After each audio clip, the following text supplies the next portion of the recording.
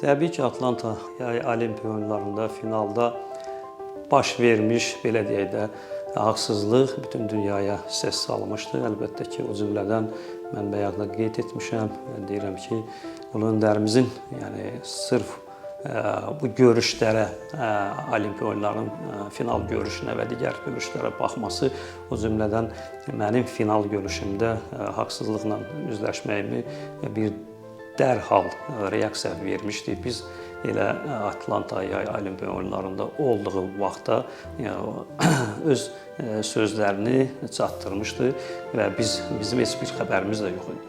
Və gümüş medal dedikdə mənim üçün elə qızıla bərabər, çünki ulu öndərimizin gəldikdən sonra mənim gümüş medalımı qızıl medalçı kimi təqdim etdi, mükafatlandırdı. Bu da bayaq qeyd etdiyim kimi bizim idmanımıza, idman ictimaiyyətinə, idmançılarımıza, məşqçilərimizə, idman mütəxəssislərinə olan dəyər, diqqət, qayğı idi.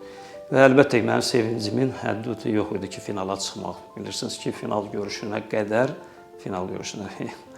demək olar ki, bütün həm Amerika güləşçisinə, həm Özbək güləşçisinə, həm İran güləşçisinə, həm Yapon güləşçisinə heç bir xal verməmişdim və bilirsiniz ki, finalda Valentin Yardanov 7 qat dünya çempionu, Olimpiya mükafatçısı, 5 qat Avropa çempionuyla qarşılaşmışdı və mən ilk demək olar ki, mötəbər yarışımda onunla qarşılaşmaq, əlbəttə belə bir təcrübəli idmançı ilə və onu da qeyd edim ki, onun artıq karyera bitmək vaxtı idi, ona qarşı bütün FİLA tərəfindən, mütəxəssislər tərəfindən, hakimlər tərəfindən ona dəstək vardı və o görüşdə mən 4-3 hesabı ilə, yəni əksinə 5-3 hesabı ilə mən qalib gəlməli idim. Hakimlərin haqsızlığından 4-3 ona məğlub olaraq gümüş medal qazandım.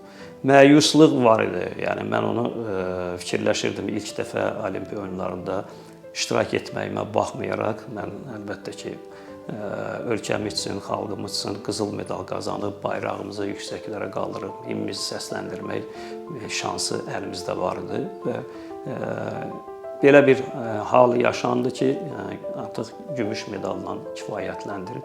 Demək olar ki, qızıla bərabər gümüş medal ilk medal idi ki, müstəqil olaraq Olimpiya oyunlarında medal qazandı.